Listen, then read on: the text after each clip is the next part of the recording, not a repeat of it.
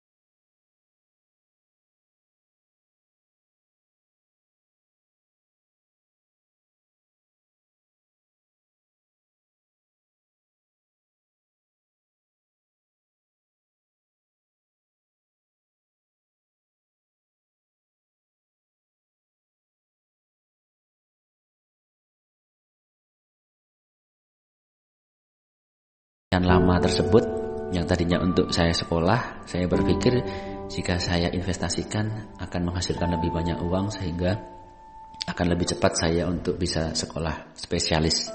Nah, ternyata iming-iming itu berakhir sangat menyakitkan.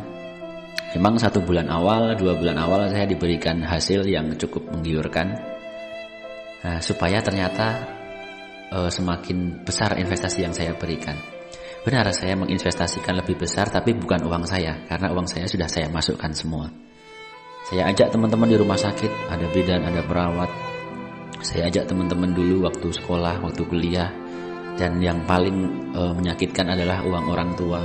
Hasil dari jerih payahnya mendapatkan uang pensiun, saya investasikan pada teman saya tersebut. Tidak disangka 3 bulan selanjutnya uang tersebut raib semua. Hampir 850 juta.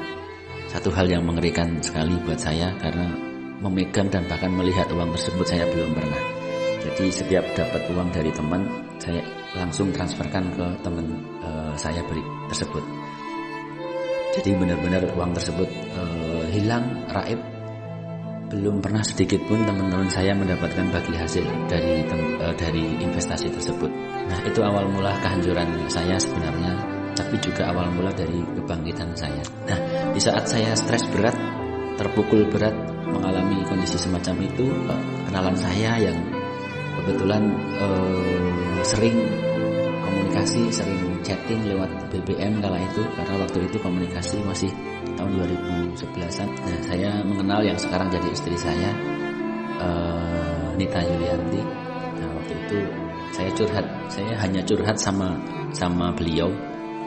Saya ceritakan semua masalah saya, Bahkan orang tua saya sendiri pun tidak tahu masalah saya tersebut, karena saya tidak ingin membebani mereka, tidak ingin membebani beliau-beliau, sehingga saya khawatir beliau jadi mikir dan malah sakit.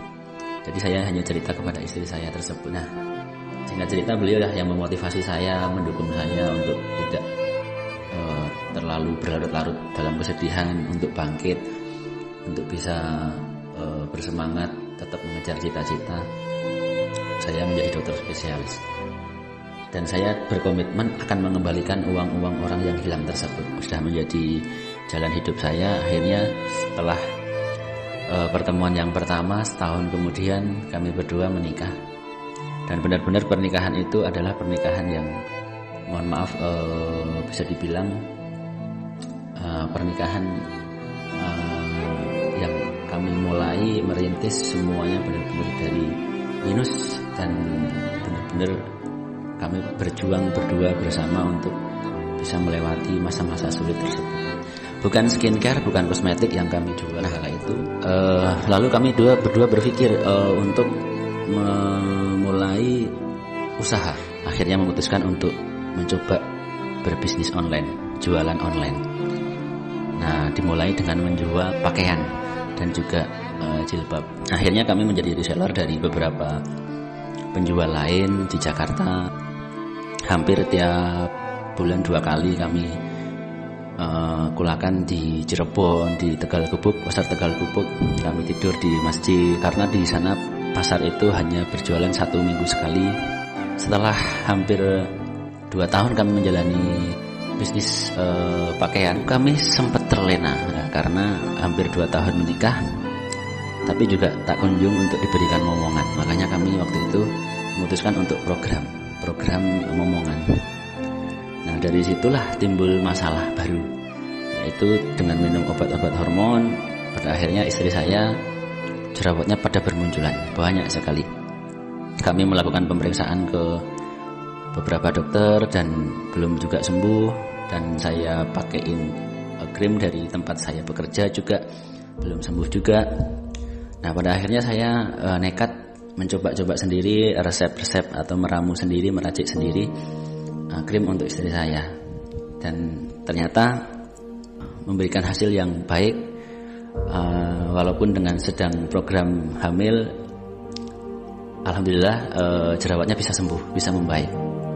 Nah, dari situ banyak teman-temannya, banyak keluarga juga yang tertarik untuk mempergunakan apa yang saya berikan kepada istri saya. Nah, disitulah mulai produk DR Skincare kala itu. Nah, DR Skincare mulai saya jual pertama kali di 2014-an. Nah, jadi awal mula besarnya DR Skincare justru di Kalimantan Timur, karena keluarga saya di sana banyak dan rata-rata memakai produk DR Skincare. Nah, karena kami mendaftarkan di BPOM kesulitan dengan nama tersebut, akhirnya disarankan untuk mengubah nama yang lain. Lalu istri saya yang mempunyai ide, kenapa tidak diberi nama DRW saja, Dr. Wahyu. Nah, dari situlah hadirnya nama DRW Skincare dengan memiliki jaringan bisnis online yang waktu itu berkembang dari 1 orang, 2 orang, pada akhirnya hampir 1 tahun 100 orang. Terbentuknya jaringan bisnis online DRW Skincare di tahun 2015. Kami menyimpulkan bahwa DRW Skincare ini hadir dan tumbuh atas sebuah pengalaman di masa lampau, pengalaman yang sulit, pengalaman yang berat, sehingga kami selalu membagikan motivasi kepada teman-teman semua untuk tidak mudah menyerah. Kami sendiri sudah mengalaminya, mengalami kesusah payahan yang sangat berat, tapi alhamdulillah bisa bangkit kembali. Apalagi setelah 2015 hadirnya seorang anak bernama Muhammad Zakir Indra, menambah motivasi kami buat diri untuk membantu memberantas krim abal-abal di masyarakat. Ingat, peredaran krim abal-abal sangat mengkhawatirkan, sudah sampai pelosok-pelosok desa. Itulah kenapa DRW Skincare hadir sampai ke pelosok desa juga. Sebelum orang memakai produk abal-abal tersebut, mereka bisa kita edukasi terlebih dahulu untuk mempergunakan produk dan perawatan yang baik dan benar. Nah, dari 2015 kami menuju 2016, kami membangun sebuah klinik DRW Skincare di Kota Purworejo.